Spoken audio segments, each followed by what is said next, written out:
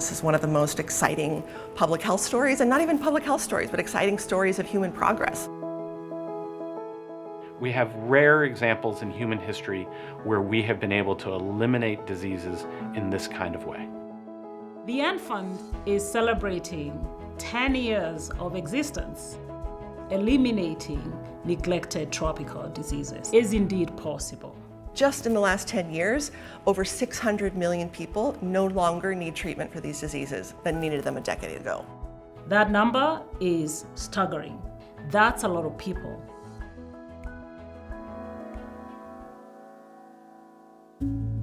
The neglected tropical diseases that we work on mostly affect individuals in the African continent and other continents that are economically not well off.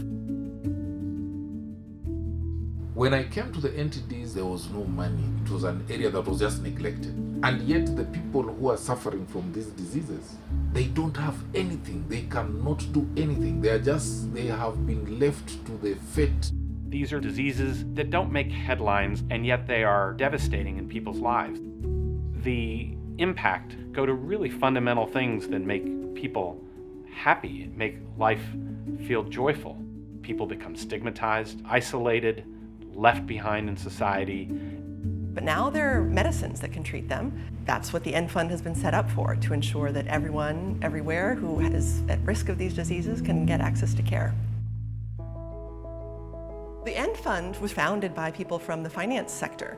And they came up with a vision of treating 50 million people over a course of 5 years. When I heard, I thought, I don't know if that's possible, but I love big dreams. And actually, we did make it happen. And subsequently, we're able to help over 100 million people per year. The fund model was a way of supporting lots of different projects. It's a way of looking at things at the size of the problem. What's powerful about the N Fund model is harnessing people who on their own would not have the impact that this kind of program can make. NTD is not a quick fix. You really have to stick with us. And particularly I like the N Fund because they are here. They're here with me. I'm so proud that we recently were able to help Niger declare the elimination of river blindness as the first country in Africa. Senegal and Mali also on the brink of eliminating river blindness. We see Rwanda on the brink of eliminating schistosomiasis and intestinal worms. We're so close to getting Kenya and Guyana and Zimbabwe to eliminate lymphatic filariasis. We started with very limited funding from WHO. N Fund came in and I told them, against all odds, you have shown confidence in Kenya. We will not let you down. We are hoping that we'll be able to deliver our last round of MDA next year. It's the fact that we can actually safely stop MDA, yet we are confident that this disease will not come back. For me, that is going to be the real turning point.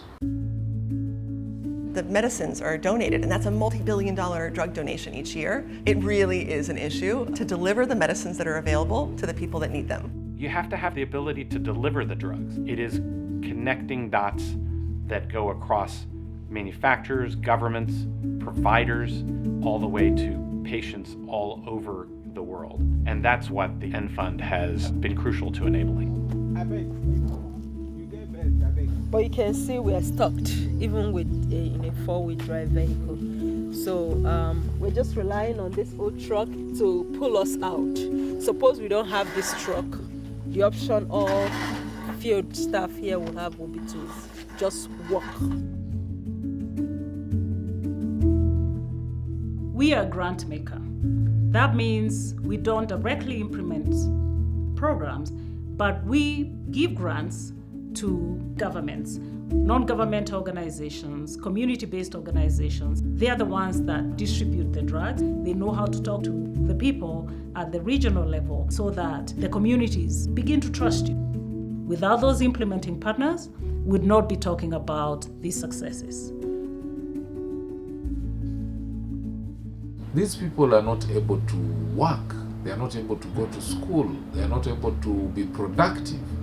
So we get into a vicious cycle of disease, and which exacerbates poverty, and the poverty exacerbates the disease. Instead of people not being able to walk to work, they will be able to walk to work.